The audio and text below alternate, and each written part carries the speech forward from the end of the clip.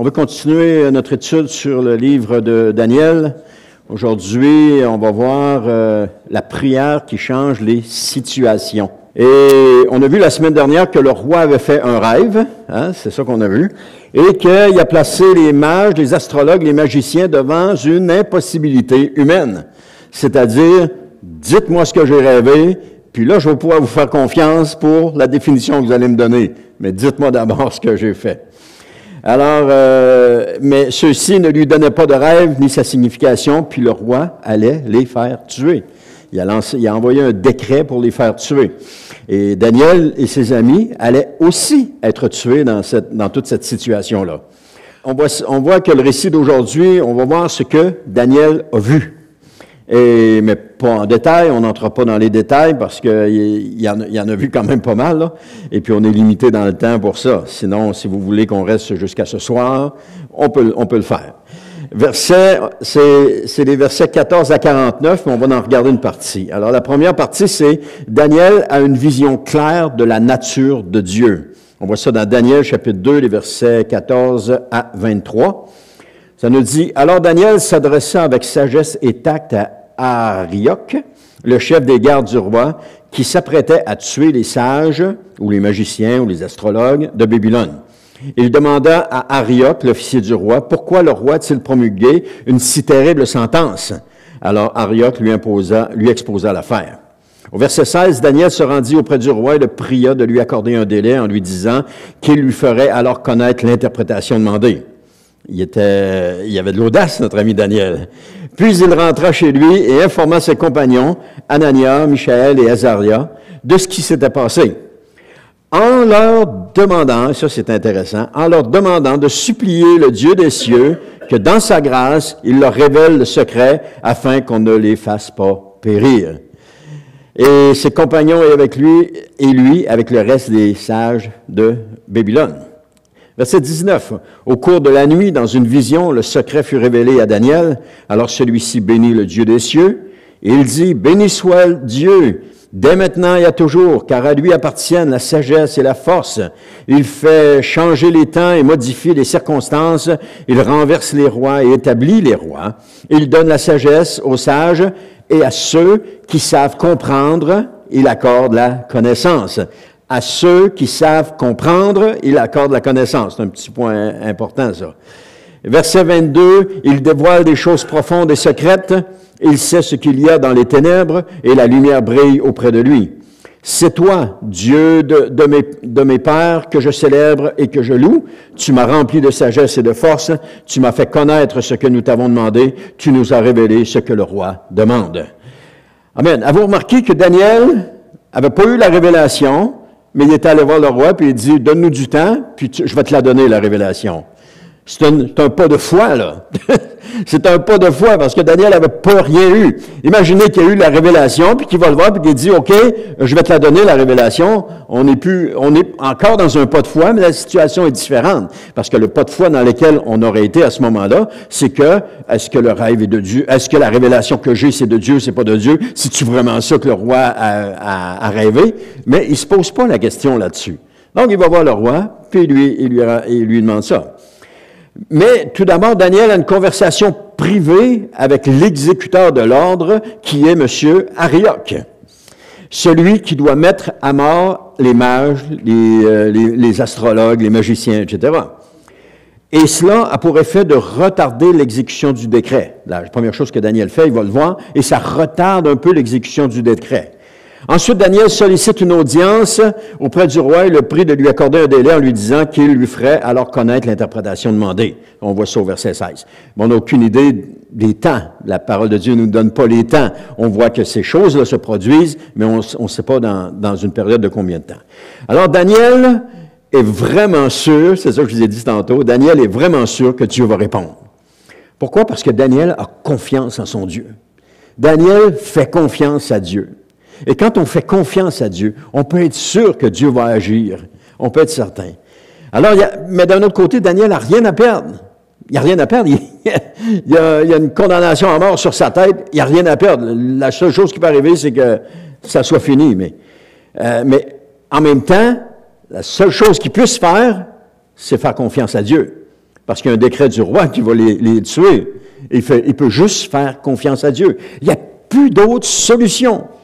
Dans sa vie, il n'y a pas d'autre solution que de faire confiance à Dieu. C'est comme si tout avait été essayé,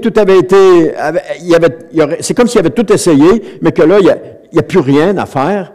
Il ne peut plus rien faire. D'ailleurs, les mages ont tout essayé. Ils ont parlé au roi à 2 ou 3 reprises, 2 certains, pour qu'il change d'avis, mais il ne s'est rien passé. Donc, ils ont tout essayé. Alors, pour Daniel, on est rendu au bout. Qu'est-ce qu'il nous reste? Faire confiance à Dieu. Et dans notre vie, c'est pareil. Quand on a tout essayé, et Dieu va nous laisser aller jusqu'à tout essayer, pour que finalement on dise, « OK, Seigneur, qu'est-ce que tu veux? » On est rendu au bout. On a tout essayé. On a essayé, dans certains cas, de s'en sauver. Dans d'autres cas, on a essayé par nous-mêmes, par nos forces, par nos machinations, par notre imagination, par nos paroles. On a tout essayé, mais il n'y a rien qui a marché. C'est dans ce temps-là qu'on se tourne vers Dieu. C'est dommage qu'on prenne autant de temps à se tourner vers Dieu. On aurait pu lui faire confiance bien avant, puis les choses se seraient passées. Mais en même temps, on n'aurait pas acquis l'expérience qu'on a acquis. Parce que quand on prend du temps dans ces choses-là, à lutter, disons-le, entre guillemets, contre Dieu, on prend d'expérience. On s'aperçoit que ça donnera rien rendu au bout. Et la prochaine fois qu'il nous arrive quelque chose, on commence à lutter. Oh non, ça donnera rien. OK, Seigneur, qu'est-ce que tu veux? On a appris quelque chose. Donc, des fois, c'est bon. La période de temps n'est pas importante pour Dieu. Mais pour nous, elle est quand même significative. On vit dans un monde où il est encadré par le temps, et le temps dans lequel on vit est limité, etc. Pour nous, c'est important. Mais pour Dieu, ça n'a pas d'importance. Donc, il fait les choses comme il doit faire. Donc, le roi accepte la requête de Daniel, car les versets 17 et 18 nous relatent, comme on vient de dire, la 3e phase de l'action de Daniel. Donc, il va se réunir avec ses amis qui sont restés fidèles à Dieu. Et puis, ces 4 hommes de foi vont prier ensemble. Chacun chez eux, mais ils vont prier ensemble. Ils vont prier pour la même cause. Et leur prière ne vise pas la renommée de Daniel. Elle ne vise pas, « Oh, Seigneur, fais que Daniel soit élevé un plus haut rang. » Non, Seigneur, donne-y la signification parce qu'on est mort. Et si tu veux que ton peuple disparaisse, donne rien, puis il va disparaître. Mais en même temps, Seigneur, que ta volonté soit faite. Nous, on se soumet à toi. Alors, la prière ne vise pas la renommée de Daniel ou une interprétation brillante du rêve, elle ne vise pas ça pantoute, parce que c'est pas ça que Daniel recherchait. Au contraire, il supplie l'Éternel pour qu'il ne périsse pas avec les autres de Babylone. Ils ont pas cette arme, pas cet outil, mais ils ont ça que les autres n'ont pas. Ils ont Dieu dans leur vie. Dieu qui peut changer les circonstances. Dieu qui peut transformer les circonstances. La même chose dans notre vie, nous avons Dieu qui peut changer les circonstances. Et si nous comptons sur lui, je vous ai dit tantôt qu'il y a une période de temps, on ne sait pas comment ça va durer. Mais on sait une chose, c'est que Dieu peut changer les circonstances. Ça, on est convaincu de ça. On n'a aucune idée combien de temps ça va prendre, mais on sait qu'il va les changer. Parce que Dieu est le Dieu qui change les circonstances.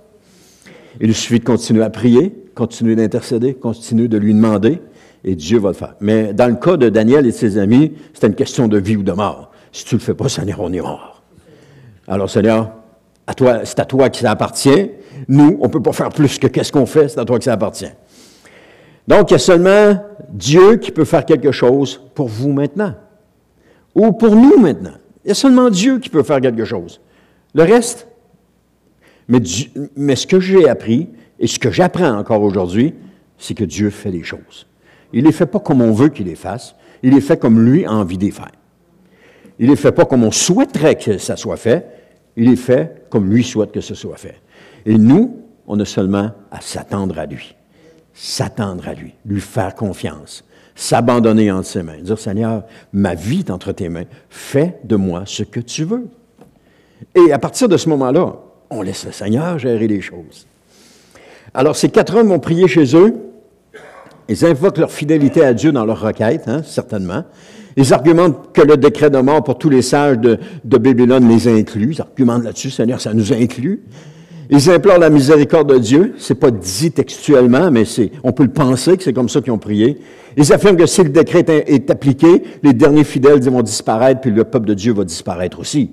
Donc, il supplie Dieu de révéler le rêve à Daniel. Je t'en prie, Seigneur, révèle-lui le rêve. Il ne demande pas de le révéler à eux, il demande de le révéler à Daniel. Pourquoi? Parce qu'on a vu que Daniel avait le don d'interpréter les rêves. On voit ça dans Daniel chapitre 1, verset 17, on a vu ça il y a quelques semaines.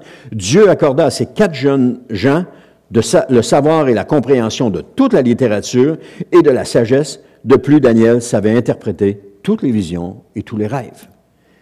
Mais cette fois-ci, c'était une coche au-dessus. C'était pas juste d'interpréter, c'était de recevoir la révélation que le roi avait eue comme rêve. Joseph était capable d'interpréter les rêves. Joseph, le fils cadet de Jacob, était capable d'interpréter les rêves, mais pas de dire ce que l'autre avait rêvé. Et là, ici, on est une coche au-dessus. Mais tout ça parce que Dieu a un plan. Est-ce que Dieu a un plan pour Daniel, pour ses amis? Dieu a un plan pour Nabuchodonosor. Il veut faire quelque chose avec ce roi-là. Ça nous démontre que lorsque nous grandissons dans le Seigneur, nous pouvons faire des choses jusqu'alors qui étaient impossibles auparavant. Lorsqu'on vient au Seigneur, on a un niveau spirituel, et puis à mesure qu'on grandit dans notre relation avec le Seigneur, qu'on grandit dans notre vie, dans notre connaissance de la parole de Dieu, on acquiert des nouvelles, des capacités qu'on n'avait pas auparavant, et qui fait qu'on est capable de faire des choses qu'on ne faisait pas avant. Aujourd'hui, on est capable de faire confiance à Dieu, mais quand on est venu au Seigneur, on n'était pas capable de faire confiance à Dieu. Mais aujourd'hui, on peut lui faire confiance, parce qu'on a appris avec lui sur le chemin. On a appris. Daniel voit sa prière exaucée par Dieu cette nuit-là. C'est ça qu'on est en train de voir, parce que Dieu révèle à Daniel le songe du roi et sa signification. Dieu répond à leur prière. Et bien que le contenu précis du songe ne soit pas immédiatement révélé, la première réaction de Daniel lorsqu'il va recevoir, c'est de louer Dieu. La première réaction de Daniel, c'est de louer Dieu.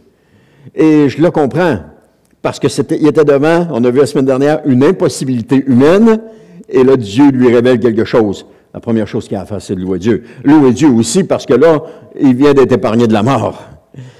Il y a désormais une compréhension claire du rêve puis de son sens, mais surtout, il gagne une perspective encore plus profonde sur la nature et les attributs de Dieu. Il va incrémenter, si on peut dire comme ça, dans sa relation avec Dieu. Il vient de découvrir une nouvelle facette de Dieu. Il vient de découvrir une nouvelle profondeur de Dieu. Et là, Daniel est en train de louer le Seigneur parce que Dieu lui révèle un plus de sa nature. Alors, la prière de ces 4 hommes changea la situation. Hein, tantôt, le titre, c'était une prière qui change les situations. Mais la prière de ces 4 hommes-là a changé la situation. Il y avait une condamnation sur eux, de mort sur eux, et maintenant, il y a des réponses à donner au roi. Ils vont être sauvés par l'intervention de Dieu. Et moi, j'aime imaginer un petit peu des fois comment les scènes peuvent se passer. On voit le roi, on voit Daniel qui se présente là, on voit tous les mages qui sont là, mais qui ont dû parler avant. Ils ont dit, bon, Daniel, il va encore faire meilleur que nous autres. Il va encore nous essayer d'épater le roi avec ses affaires. Mais là, il ne croit pas pantoute. Il dit, on est mort, c'est sûr qu'on est mort, parce qu'il n'y a personne qui peut avoir de révélation. Et là, Daniel se présente devant le roi, puis il dit, « Oh roi, voici ce que tu as rêvé. » Tout le monde doit shaker, là. Tout le monde doit shaker. Et les gardes doivent être là, avec leur épée, là, prêts à le sauter dessus, et à les tuer, parce que c'est ça l'ordre du roi. Si Daniel, le premier mot qu'il va dire, si ça ou la première phrase qu'il va dire, ça ne concorde pas avec le rêve, le roi il dit, « Coupez-le la tête, puis c'est fini. » Alors, ça doit shaker là-dedans, ça doit avoir peur. Mais il y en a 4 qui n'ont pas peur. Il y a Daniel puis ses 3 amis qui sont là, puis qui sont juste heureux de voir Dieu agir, de le voir agir dans leur situation. Et ça, c'est extraordinaire. Parce que dans une situation, il y a 2 choix qui s'offrent à nous. Soit on craint, on a peur, puis on fait rien, soit on fait quelque chose comme le Seigneur nous demande, et que là, on regarde la situation, on a juste hâte de voir Dieu agir. Parce qu'on sait qu'il va agir, parce qu'on sait qu'il va le faire. Il va le faire à sa façon, mais on sait qu'il va le faire. Il y avait une condamnation de mort sur eux, et maintenant, ils ont des réponses à donner au roi. Ils vont être sauvés par l'intervention de Dieu. Pourquoi? Parce que toute personne sur la terre porte sur elle une condamnation de mort. C'est seulement lorsque cette personne se repent, reconnaît sa faute, reconnaît son péché, que sa condamnation est effacée. Lorsqu'il demande pardon à Dieu, Dieu vient, le pardonne, le restaure. À cause de quoi? À cause, on l'a dit tantôt, du sang de Jésus qui a été versé sur la croix. À cause du sacrifice de Christ sur la croix. Sans ce sacrifice-là, on ne peut pas être pardonné. Sans ce sacrifice-là, on a une condamnation à mort sur notre tête. Ainsi, elle va pouvoir se présenter, la personne qui est sauvée peut se présenter devant le roi sans avoir à craindre la mort. Elle peut se présenter devant Dieu et lui faire toutes les requêtes qu'elle veut lui faire sans craindre la mort. Dieu dira pas, c'est fini, tasse-toi, parce que ce qu'il nous voit quand on se présente devant lui, c'est le sang de Jésus qui a été versé sur nous et c'est ça que Dieu voit, le sang de Jésus. Tous les sacrifices dans l'Ancien Testament étaient cette représentation-là. Lorsque les personnes s'avançaient devant Dieu pour demander pardon, qu'est-ce que Dieu voyait? Il voyait le sang qui avait été versé de l'animal en sacrifice. Et Dieu pardonnait. Et Dieu pardonne encore aujourd'hui. À cause de quoi? À cause du sacrifice de Jésus. C'est l'acte d'amour le plus grand de la part de Dieu envers nous. Il n'y en a pas de plus grand. C'est Jésus qui va dire, il n'y a pas de plus grand amour que de donner sa vie pour ses amis. Il n'y a pas de plus grand amour. C'est le plus grand amour que Jésus a exercé. Et il le fait pas sous la contrainte, pas sous la menace. Il le fait parce qu'il a voulu le faire. Il le fait pour nous, par amour pour nous. Et tout ce que Jésus fait, il le fait par amour pour nous. Il ne le fait pas pour nous mettre dans le pétrin. Il ne le fait pas pour nous ridiculiser. Il ne le fait pas pour qu'on en prenne une bonne puis qu'on comprenne une fois pour toutes. Non, ce qu'il fait, il le fait par amour pour nous. Parce qu'il nous aime. Il nous aime tellement profondément. Il nous aime plus que nous, on va être capable de l'aimer de toutes nos forces, puis avec toutes les années. Jésus nous aime encore plus que ça. Il nous aime d'un amour parfait. Il nous aime d'un amour éternel. Il va toujours nous aimer. Et c'est pour ça que Dieu fait les choses qu'il fait. Parce que l'amour de Dieu pour l'humanité, il est grand. Il est grand. Dieu, ça nous dit que, c'est dans Ézéchiel, je pense, ça dit que Dieu ne veut pas que le pécheur périsse, mais il veut qu'il soit sauvé. L'amour de Dieu, c'est qu'il veut que tous soient sauvés, que tous parviennent à la repentance. C'est pour ça, c'est Pierre qui nous dit ça, c'est pour ça qu'il retarde le moment de sa venue, afin qu'un plus grand nombre puisse encore être sauvé. Ça, c'est l'amour de Dieu. Ça, c'est l'amour de Dieu. Un amour qui est débordant. Un amour sans fin. Et je rends gloire à Dieu, parce que je suis incapable d'aimer Dieu comme lui-même. Incapable. Il n'y a pas de ressentiment à mon égard d'aucun. Et c'est ça qui est extraordinaire. Si on commet une faute, si on tombe, on va à lui, il n'y a pas de « je te l'avais dit, tu n'aurais pas dû faire ça », il n'y a pas de reproche, il n'y a rien de ça. Il y a seulement un pardon qui nous accorde. Et ça, c'est ce qui est le plus merveilleux avec le Seigneur. C'est Dieu qui gouverne l'histoire. Il ne faut jamais oublier ça. Dieu gouverne l'histoire. Ce ne sont pas les idoles, ni le hasard qui sont aux commandes, mais bien Dieu.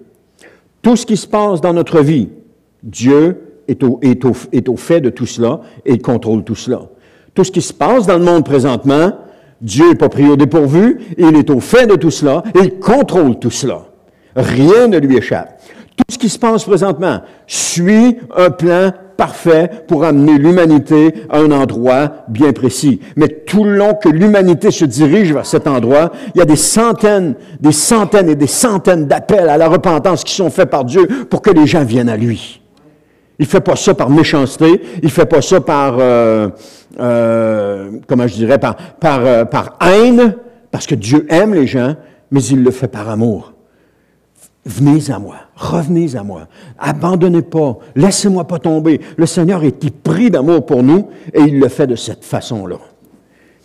Amen. Daniel chapitre 2, verset 21, ça nous dit, « Il fait changer les temps et modifie les circonstances, il renverse les rois et établit les rois, il donne la sagesse aux sages et à ceux qui savent comprendre, il accorde la connaissance. » Ça, je l'ai appris, il renverse les rois puis il établit les rois. Ah, les 2 dernières élections, c'était pas mes choix.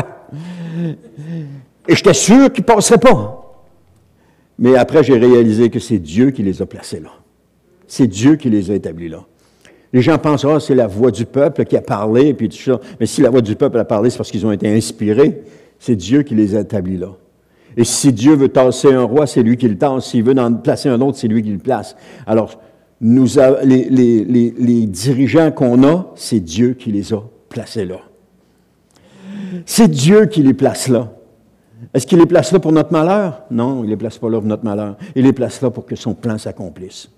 C'est lui qui place tous les dirigeants qui sont partout dans le monde, c'est lui qui les place là. Alors, ça nous donne, c'est inutile pour nous de critiquer ces gens-là, parce que quand on les critique, on critique Dieu. C'est comme dire, Seigneur, tu n'as pas fait le bon choix. Non, mais oui, il a fait le bon choix, parce que il est conduit, c'est ça, ça nous dit que le cœur du roi est dans sa main, quelque chose du même. C'est lui qui les conduit. C'est lui qui les amène où il veut les amener selon son plan. Eux autres, ils pensent que c'est eux autres qui mènent. Mais ils n'ont aucune idée, c'est pas eux autres qui mènent. S'ils lisaient la parole de Dieu, puis qu'ils lisaient le Daniel 2,21, ils se rendraient compte que c'est pas eux autres qui mènent, que c'est Dieu qui les conduit, parce qu'il les amène là où il veut les amener. Il amène toute l'humanité là où il veut l'amener. Amen. Alors, on a juste à avoir confiance en Dieu, dans tout ce qui se passe présentement. Faisons confiance à Dieu. Ça nous dit que son pouvoir ne se limite pas aux cieux, mais il s'étend également sur toute la terre. Alors, si nous n'admettons pas cela, on ne peut pas prétendre croire en la souveraineté de Dieu. Pour croire en la souveraineté de Dieu, il faut accepter que Dieu est en contrôle de toutes choses. J'ai eu de la misère, je me souviens, dans ma façon de penser, je ne croyais pas que Dieu connaissait toutes choses. Je ne pensais pas qu'il connaissait toutes choses. Et là, je vais dire ça à un frère chrétien. Hein? Il dit, tu penses que Dieu ne connaît pas toutes choses? Non, j'ai dit, il doit y avoir des affaires sûrement qu'il n'est pas au courant, puis j'ai eu droit à toute une leçon, mais ça a été le commencement d'une réflexion, un commencement de chercher, est-ce que Dieu est au courant de toutes choses, pour finalement percevoir que oui, Dieu est au courant de toutes choses, il n'y a rien qui lui échappe. Parce que quand on était jeune chrétien, on disait, oui, mais si Dieu est au courant de toutes choses, puis qu'il sait que je vais abandonner, pourquoi est-ce qu'il fait tout ça avec moi? Il sait que je vais abandonner. Il n'y a pas à faire ça. Et je me suis aperçu que non. S'il continue à investir en toi, c'est qu'il sait que tu n'abandonneras pas. Mais il sait, il connaît l'avenir, il connaît le futur. Alors, il continue d'investir en toi parce qu'il sait que tu n'abandonneras pas. OK, on ne va pas plus loin que ça. Alors, c'est lui qui est la source de toute sagesse. Il est conscient que cette révélation ne vient pas de lui-même. Et puis, Daniel va reconnaître rapidement que sa connaissance découle uniquement de la bonté divine, une faveur qu'il n'a pas méritée. Tout comme le pécheur repentant. On ne mérite pas ce que Dieu nous donne. Souvent, je dis au Seigneur, Seigneur, je te remercie parce que je ne mérite pas tout ce que tu fais pour moi. Je ne mérite pas tout ce que tu me donnes. Je sais que tu me conduis présentement. Toi, tu sais où est-ce qu'on s'en va. Moi, je te fais confiance, mais toi, tu sais où est-ce qu'on s'en va. Et puis, je te laisse ça entre les mains. Mais je ne mérite pas tout ce que Dieu fait pour moi. Je ne mérite pas. Parce que des fois, je me retourne contre lui. Des fois, je vais pécher contre lui. Et là, je reviens, je suis tout piteux. Non, Seigneur, je ne voulais pas ça. Mais Dieu, il ne m'en veut pas pour ça. Il continue. Daniel, chapitre 2, versets 22 et 23, ça nous dit, il, en parlant de Dieu, dévoile les choses profondes et secrètes. Il sait ce qu'il y a dans les ténèbres et la lumière brille auprès de lui. C'est toi, verset 23, c'est toi, Dieu de mes pères, que je célèbre et que je loue. Tu m'as rempli de sagesse et de force et tu m'as fait connaître ce que nous t'avons demandé. Tu nous as révélé ce quoi le roi demande. Alors Daniel nous présente une vision de la grandeur divine de Dieu. Amen. Quand on regarde ça, là. Mais il nous offre aussi un aperçu pénétrant du cœur d'un homme juste. Il nous présente ça aussi. Parce que c'est-à-dire celui qui aspire à contempler Dieu. Daniel aurait pu se résigner, mais il ne s'est pas résigné. Il a continué de faire confiance à Dieu et le développement est grandiose pour lui. Alors, il reconnaît son absence totale de mérite ou de valeur personnelle là-dedans. Parce que si Daniel connaît le rêve, c'est pas parce qu'il est perspicace ou qu'il a de l'intuition, c'est parce que Dieu lui a révélé. C'est tout simplement. Il n'y a aucun mérite là-dedans. C'est comme la face que j'ai pas de mérite dedans. Je suis venu au monde avec.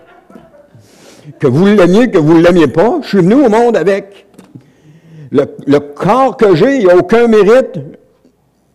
Je suis venu... Bon, peut-être que les rondeurs ont un certain mérite, mais le reste, il n'y a pas de mérite, je suis venu au monde avec. Je ne l'ai pas choisi. Et ça a été une époque d'adaptation de ma vie à un moment donné, parce que je n'avais pas les cheveux comme je voulais avoir les cheveux. Non, je n'avais pas les cheveux comme lui avait les cheveux. C'est ça que j'aurais voulu avoir. J'avais pas les mains que lui avait, c'est ça que j'aurais voulu avoir. J'avais pas la tenue, la façon de me tenir que lui se tenait, c'est ça que j'aurais voulu avoir. Et à un moment donné, j'ai dit non. Je me regardais, je m'en souviens encore, je me regardais dans le miroir, j'ai dit non. J'ai dit, je n'étais pas chrétien à ce moment-là, hein. Je suis ce que je suis, ça finit là. Hey, je n'étais pas content de m'appeler Denis. J'aurais voulu m'appeler d'autres choses. J'ai fait, encore une fois, dans le miroir, je me suis sur la plage, je me regarde, j'ai dit non, tu t'appelles Denis, ça va rester Denis, ça va toujours être Denis. Alors, change d'idée, mon Denis. Et j'ai changé d'idée. J'ai changé d'idée. Parce que j'ai rien choisi là-dedans. Puis je ne peux pas en vouloir à mes parents, ils n'ont pas choisi leur face non plus.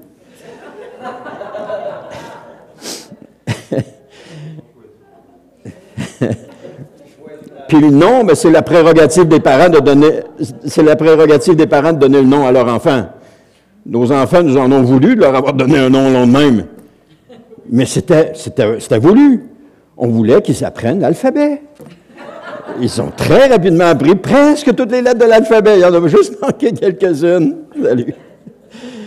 Alors, OK, on continue. Point 2. Daniel reçoit des révélations sous forme de visions durant la nuit. On voit ça dans Daniel chapitre 2, verset 24. Il dit, après cela, Daniel a trouvé Arioch, que le roi avait chargé de faire périr les sages de Babylone, et lui dit, fais pas mourir les sages de Babylone, introduis-moi en présence du roi, et je lui révélerai l'interprétation de son rêve. Donc, après avoir exprimé sa gratitude à Dieu, Daniel fait un pas de foi. Parce que des fois, on peut recevoir une révélation de Dieu, mais ne jamais faire le pas de foi. Mais Daniel, il va faire le pas de foi. Il va aller voir Arioch, et il va dire, amène-moi auprès du roi. Daniel est d'une confiance extraordinaire. Un peu comme la même chose qu'on voit avec les serviteurs qui ont rempli les vases d'eau pour le mariage de Cana, et que Jésus a dit, versez-en, puis allez le porter à l'ordonnateur du repas. Celui qui l'a fait, soit il y avait de la foi, soit il était naïf, ou soit c'est celui-là qu'on a choisi, on a dit, s'il y en a un qui se fait couper la tête, ça va être lui, ce ne sera pas nous autres. Mais il est allé, il a offert la chose. Je l'imagine voir la face du roi, il dit, ça y est, je suis fait. Oh, tabarnouche. J'aurais jamais dû accepter ça. Mais non! Le roi se retourne et dit, qui c'est qui a versé ça? C'est pas moi, c'est lui qui a fait ça. Et le roi va féliciter le marié parce qu'il a gardé le meilleur vin. Il y a eu un pas de foi qui a été fait là. Et c'est la même chose. Daniel reçoit la vision. Et là, c'est quand on se met à réfléchir qu'on n'avance plus. Si c'était mis à réfléchir, ouais, c'est-tu vraiment de Dieu? C'est-tu vraiment ça? Oh, je pense que j'ai rêvé, mais ça ne vient pas de Dieu. Oh Seigneur, je ne veux pas prendre de chance. Donne-moi une autre vision pour être sûr que ça vient de toi. Non. Il est allé voir Arioch, puis il dit, fais-moi introduire auprès du roi, avec une confiance, là, sans faille. Alors, il pose la question. Alors, le roi pose la question parce que les magiciens lui ont dit que c'était impossible. Hein? Il dit, le roi s'adressa à Daniel et lui demanda, es-tu vraiment capable de me révéler le rêve que j'ai eu et de m'en donner l'interprétation? Es-tu vraiment capable? Je ne vois pas Daniel dire, non, j'essaye quelque chose, je ne suis pas sûr de moi. Non, parce que le roi pose peut-être la question parce que les autres lui ont dit, non, écoute, le roi, ce que tu demandes, c'est impossible. Et là, tout à coup, il y en a un qui sort du lot, puis qui vient voir le roi, puis il dit, ben, je vais te la donner, ta révélation. Ils sont, je ne sais pas moi, ils sont 25 qui ont dit, non, c'est impossible. Et puis là, tu en as un qui sort du lot, puis qui dit, je vais te la donner, la révélation. Wow, méchant phénomène, là. Lui, il tente le tout pour le tout. Le roi a raison d'être méfiant. T'es-tu vraiment capable de me révéler le rêve? C'est normal aussi que le roi est un peu sceptique au propos de Daniel, parce qu'il veut être certain que Daniel n'est pas, lui aussi, en train de gagner du temps. Si ça peut me donner seulement une journée de plus, je vais être content. Non. Alors Daniel s'adresse au roi, verset 27.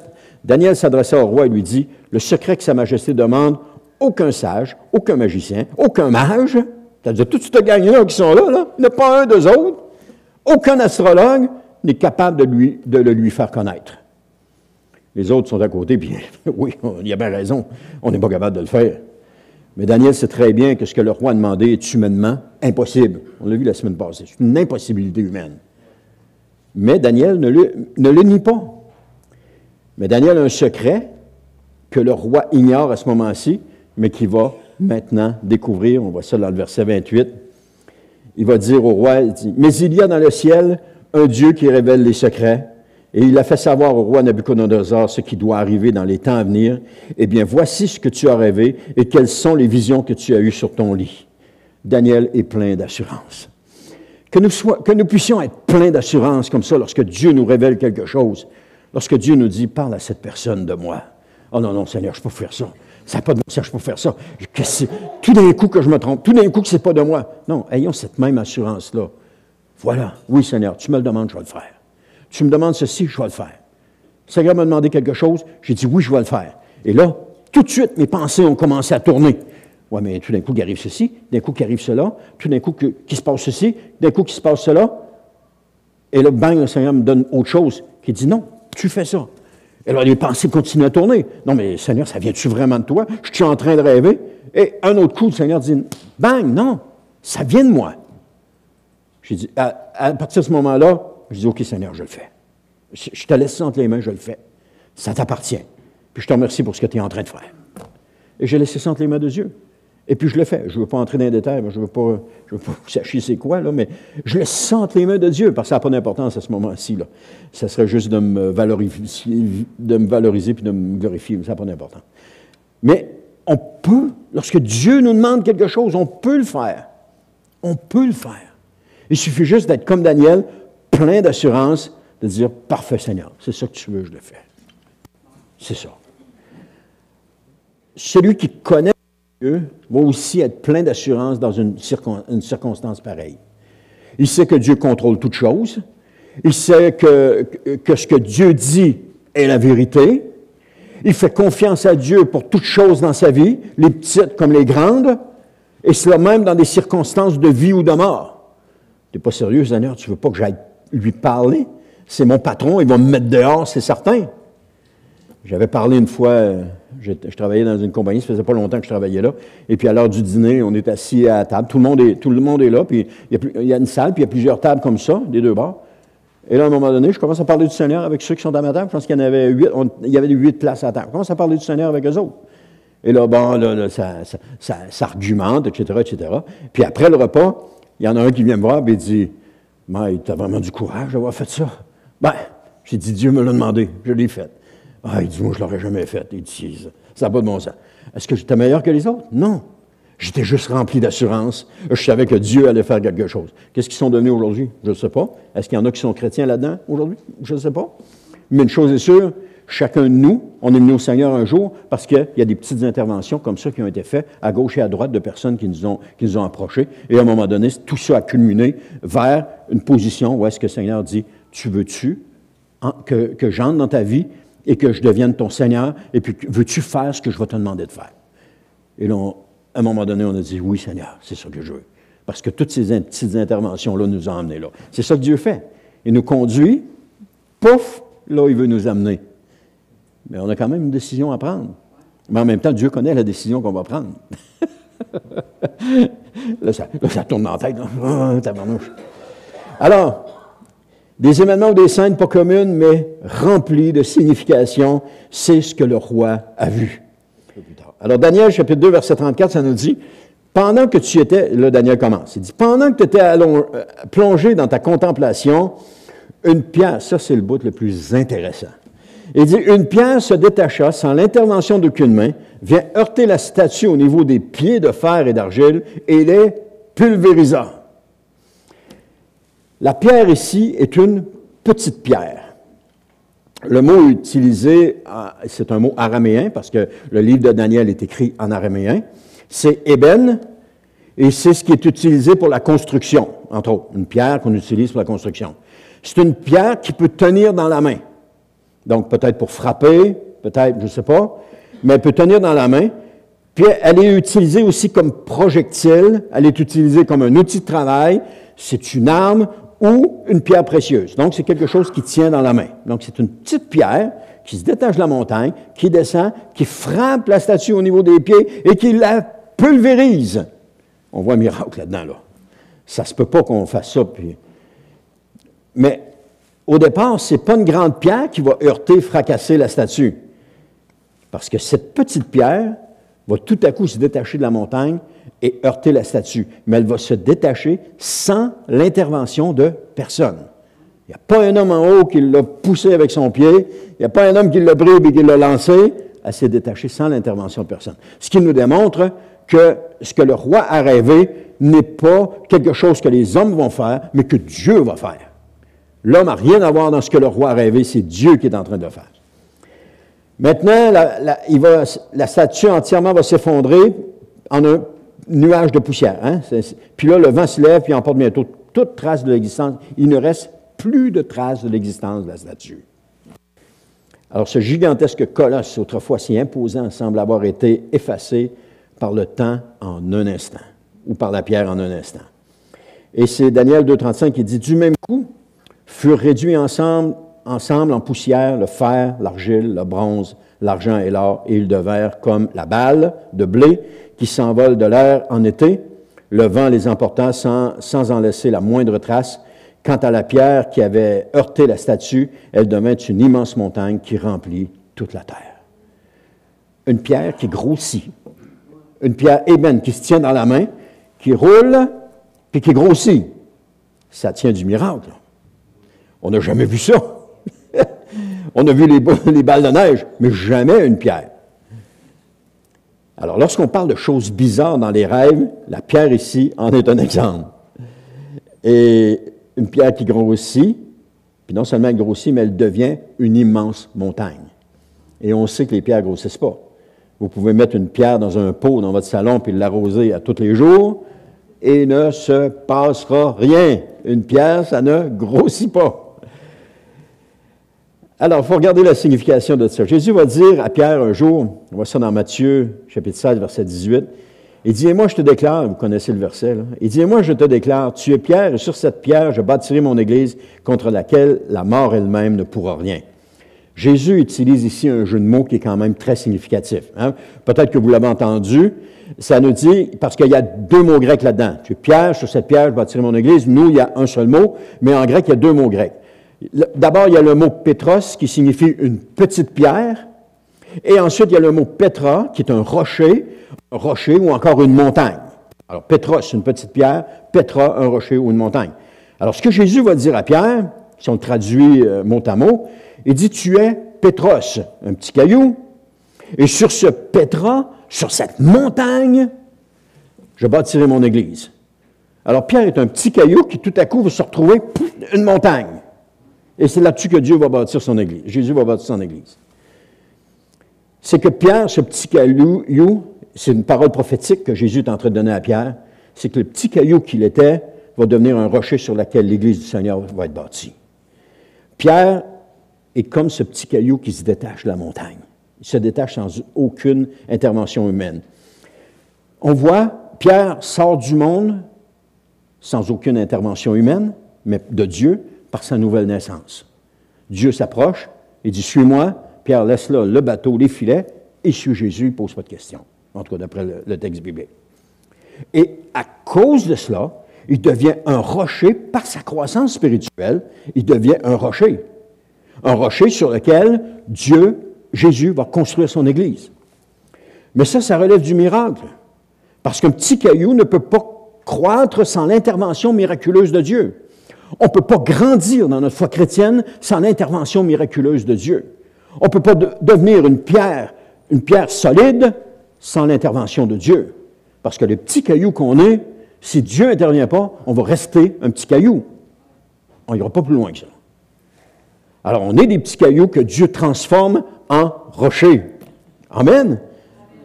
On est des petits cailloux que Dieu transforme en rochers.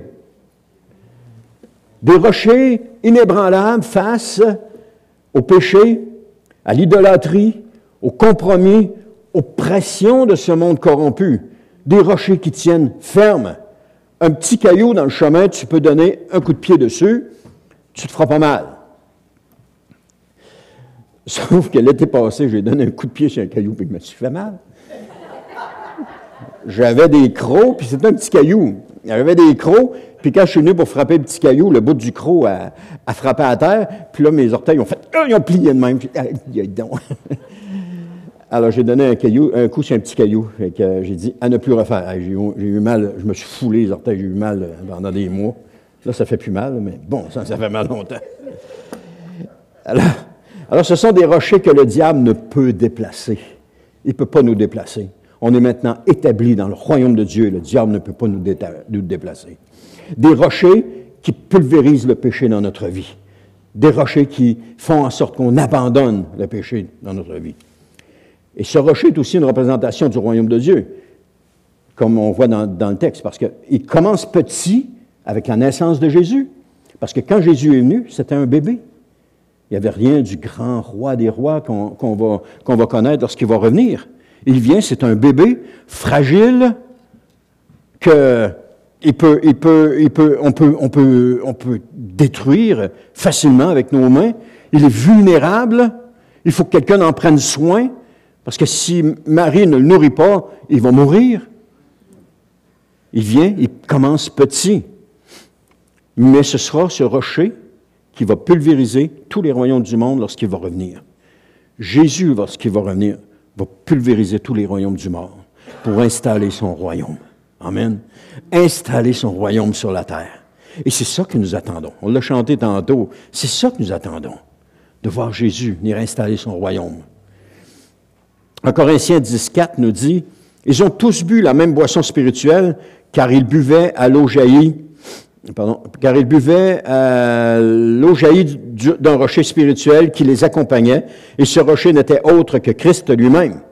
Ils ont tous bu la même boisson spirituelle, car ils buvaient de l'eau jaillie d'un rocher, Pétra, spirituel qui les accompagnait. Et ce rocher Pétra n'était autre que Christ lui-même. » C'est ce que Paul dit. Ils ont été abreuvés dans le désert par le rocher, et ce rocher-là, c'était Christ. Alors, Pétra, c'est une montagne. Le rocher que nous portons en nous n'est nul autre que Christ. La montagne que représente Christ. Cette montagne qui peut nous abreuver. Et cette montagne qui, lorsque nous partageons l'Évangile aux autres, va les abreuver également. Ce rocher que les gens peuvent venir s'abreuver, ce rocher qui apporte la vie aux gens qui nous entourent, ce rocher qui apporte la lumière dans ce monde d'obscurité, ce rocher qui pulvérise le péché en nous. Ce que vous étiez n'est rien de comparable à ce que vous êtes maintenant.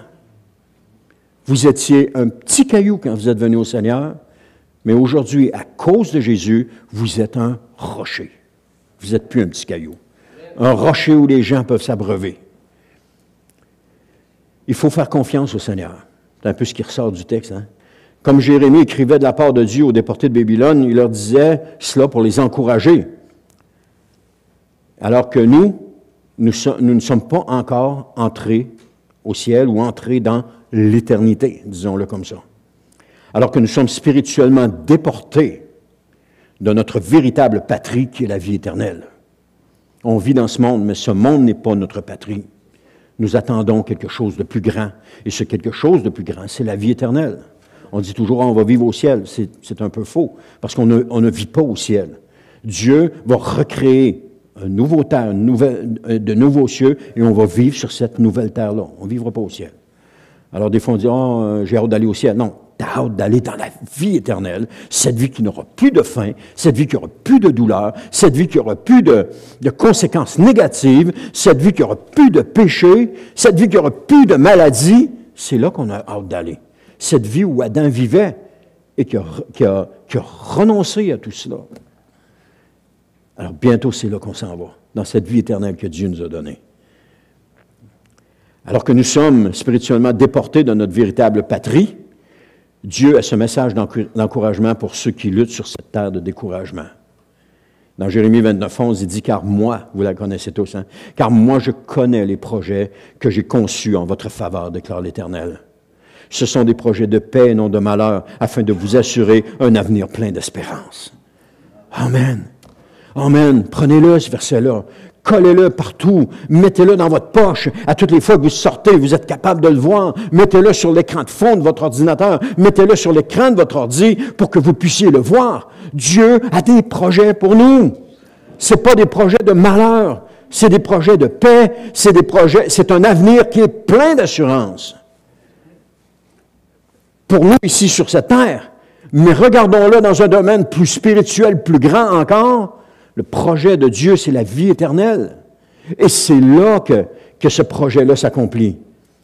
Ce que ce passage nous dit, c'est que Dieu a des projets conçus en notre faveur. Le projet de la vie éternelle. Que ce sont des projets de paix, une paix qui va régner éternellement. Et que ce sont pas des projets de malheur, là où le péché est complètement anéanti, qui n'existe plus. Il y a seulement l'amour qui prend place. Et ces projets de Dieu nous assurent un avenir plein d'espérance. Des fois, on regarde ça, puis on regarde ça, mais juste aux choses de la terre. Mais c'est pas là qu'il faut regarder ça. Il faut regarder ça à la vie éternelle que Dieu va nous donner. C'est là qu'il faut fixer nos yeux. C'est là qu'il faut regarder ça. Parce que la vie éternelle que Dieu nous donne, c'est la récompense que Dieu nous donne. C'est pas des récompenses qu'on va avoir, c'est une récompense, et cette récompense, c'est la vie éternelle. Vous regarderez dans votre Bible, le mot récompense est toujours au singulier. Sauf dans ma Bible sommaire, dans Apocalypse, il y a une place qui est au pluriel, mais c'est faux, parce que dans le texte original, c'est écrit que Jésus vient, non pas avec ses récompenses, mais avec sa rétribution. C'est ce qu'on voit dans le texte original. Donc, la récompense que nous allons avoir pour notre vie sur la terre, c'est la vie éternelle. Des fois, des gens pensent, « Ah oui, moi, je vais aller dans la vie éternelle. Je vais aller dans la vie éternelle. » Oui, mais est-ce que tu as une relation avec Jésus? Si tu n'as pas de relation avec Jésus, compte pas là-dessus. Des fois, ils disent, « Ah oui, mais je suis né de nouveau, tout le monde va au ciel. » C'est faux, c'est pas ça que la parole de Dieu nous dit. Même ceux qui ont fait des choses pour le Seigneur dit, « Pensez-vous, je ne vous ai jamais connus. » C'est pas tout le monde qui va aller au ciel. Et encore moins, c'est pas tous les chrétiens qui vont au ciel. Seulement ceux qui obéissent à Jésus. Seulement ceux qui font la volonté de Dieu dans leur vie. Seulement ceux qui se comportent comme le Seigneur veut qu'ils se comportent. Eux vont aller au ciel. C'est ça que la parole de Dieu nous dit. Alors, faut sortir de certaines conceptions, de certaines fausses conceptions qui nous ont été enseignées pour revenir au fondement de la parole de Dieu, puis voir ce que la parole de Dieu dit. Amen. Ces projets de Dieu nous assurent un avenir plein d'espérance. Alors, comme les Hébreux n'allaient pas demeurer le reste de leur jour à Babylone, Dieu leur avait annoncé qu'ils reviendraient un jour dans leur patrie et qu'ils reviendraient à Jérusalem. Tout comme nous, on ne restera pas toujours dans cet exil qu'on appelle la terre. Bientôt, nous allons rejoindre notre patrie qui est la vie éternelle et nous allons rejoindre notre ville qui est la Jérusalem céleste qui va descendre auprès de Dieu. Alléluia! Et ça, on devrait avoir ça à l'esprit. Parce que quand on a ça à l'esprit, le reste, ça n'a aucun fondement, ça n'a aucune valeur. C'est des petits cailloux à comparer du diamant que Dieu nous offre. On peut le voir comme ça. Alors un jour, on va rentrer à la maison. Un jour, on va rentrer à la maison. Et nous retournerons dans notre Jérusalem spirituel. Nous retournerons dans la présence de notre Dieu pour l'éternité. Alors, les Hébreux déportés ont certainement été encouragés par cette parole dans l'exil qu'ils vivaient, parce que Dieu a des projets conçus en votre faveur, je l'ai dit, je pense que je l'ai assez dit. La prière de Daniel a changé les circonstances. J'achève, là, je termine avec ceci. La prière de Daniel a changé les circonstances, parce qu'il a prié avec foi, puis il a vu Dieu agir. Il a vu Dieu agir selon la volonté de Dieu, non pas notre volonté. Des fois, on prie Dieu, mais on veut que Dieu agisse comme nous, on voudrait que ça se passe. Mais là, ça ne marche pas. Il faut s'abandonner entre les mains du Seigneur. Il faut être prêt à dire, Seigneur, que ta volonté soit faite. Je me souviens, on priait comme ça, puis on rajoutait tout le temps après, ça devient comment je te dirais ça, une petite phrase habituelle. « Oh Seigneur, je te prie, mais que ta volonté soit faite. » Et là, les gens disaient, non, tu ne peux pas prier comme ça, parce que tu n'es pas ferme dans ta foi, blablabla. Non, c'est pas ça, ça n'a pas d'importance. Mais prions, mais restons ouverts à ce que Dieu est en train de faire. Parce que des fois, on prie, puis on veut juste que notre volonté soit faite dans ces choses-là. Combien de fois on élève des prières à Dieu, puis c'est rien, moi, ça me concerne juste moi, ça concerne juste mon environnement, ça concerne juste mes affaires. Non, Seigneur, c'est tes affaires. Montre-moi ce que tu veux. Alors, Daniel avait sur lui une condamnation à mort, on l'a vu tantôt. La situation était que Dieu voulait toucher le cœur de Nabuchodonosor. Daniel et ses compagnons étaient des outils entre les mains de Dieu. Ils ont passé toutes sortes d'épreuves. On va en voir d'autres là, dans les semaines à venir. Ils ont passé toutes sortes d'épreuves, et toutes ces épreuves-là qu'ils ont passées avaient un but, toucher le cœur du roi. Les plans de Dieu pour notre vie ont un but, c'est de toucher les gens qui nous entourent. Acceptons ce que Dieu nous offre de vivre. Acceptons-le avec joie. Acceptons-le avec assurance, sachant que Dieu en contrôle toutes choses.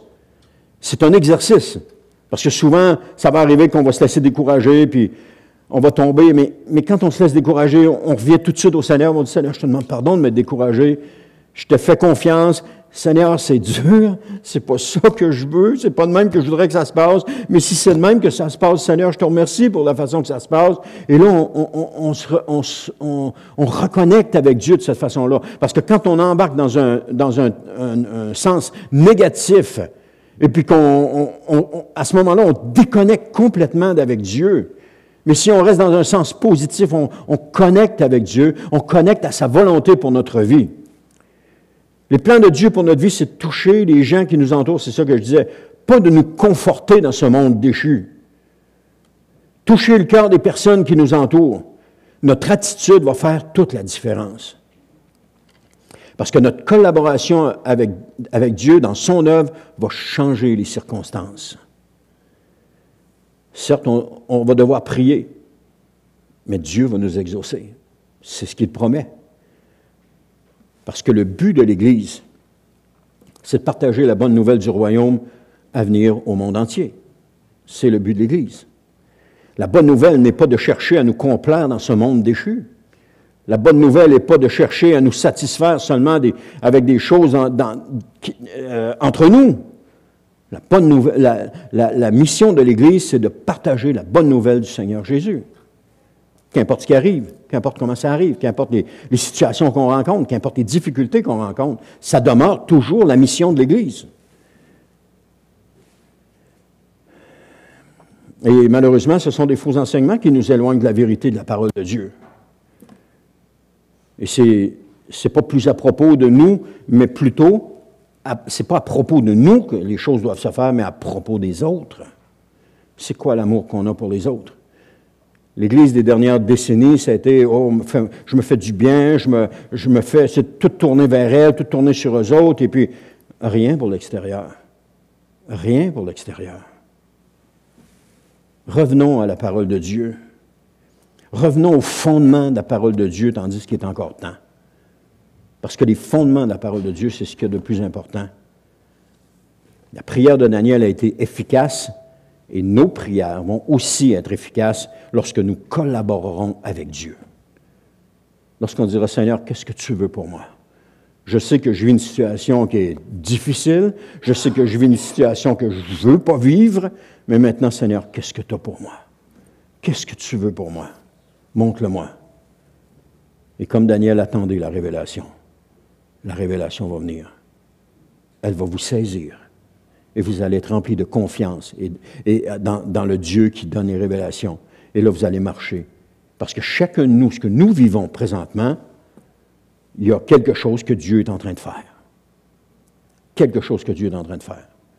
On vit des difficultés à différents niveaux, de différentes sortes, de différentes formes, mais Dieu est en train de faire quelque chose. Et c'est ça qu'il faut garder à l'esprit. Qu'est-ce que tu es en train de faire, Seigneur? Peut-être qu'il ne répondra pas à ça, mais il faut rester positif. Seigneur, je ne sais pas ce que tu es en train de faire, mais je veux juste te dire, Seigneur, qu'on continue. Je continue à te faire confiance. Je continue d'avancer avec toi. Je continue de marcher avec toi. Je ne sais pas ce qui va m'arriver dans l'avenir, mais Seigneur, je te fais confiance. Parce que tout ce que tu fais, c'est ce qu'il y a de meilleur. Alors, on ne le voit pas, là. Présentement, je ne le vois pas, là. Mais je me le dis. Je me le dis. Tout ce que tu fais, Seigneur, c'est ce qu'il y a de meilleur. Puis je me le répète. Tout ce que tu fais, c'est ce qu'il y a de meilleur. Tout ce que tu es en train de faire, c'est ce qu'il y a de meilleur. Je ne le vois pas encore, mais j'y fais confiance. Quelle tournure ça va prendre, je ne sais pas. Mais je sais que ça va prendre la tournure que lui veut que ça prenne, parce que je connecte positivement, si on peut dire ça comme ça, avec lui, pour que les choses se passent comme lui veut que ça se passe. Cette semaine, j'étais pris d'un petit peu de découragement, puis je suis tout de suite allé au Seigneur avec ça. Je n'ai pas attendu, je n'ai pas maugré, je n'ai pas viré ça en dedans. Oh, pauvre petit moi, non. Je suis tout de suite allé au Seigneur, puis avec les larmes, je dis, Seigneur, je ne comprends pas pourquoi, mais Seigneur, je veux juste te dire que je te fais confiance. Je sais que tu es en train de faire quelque chose, je veux juste te dire, je te fais confiance. Et là, tout de suite, l'atmosphère a changé. Tout de suite, l'atmosphère autour de moi a changé. Et puis, j'étais plus dans un état de tristesse, mais j'étais dans un état j'étais dans un état de joie et de confiance que Dieu allait faire quelque chose. Amen. Et c'est pareil pour chacun de nous, qu'importe ce que vous êtes en train de vivre. Et je sais que ce n'est pas toujours facile ce qu'on vit. Je sais que ce n'est pas toujours agréable. J'en ai passé de toutes les sortes, et vous en passez des sortes que je n'ai pas passées, mais je sais que ce n'est pas agréable. Mais accrochez-vous à Dieu. C'est ce qu'il y a de meilleur.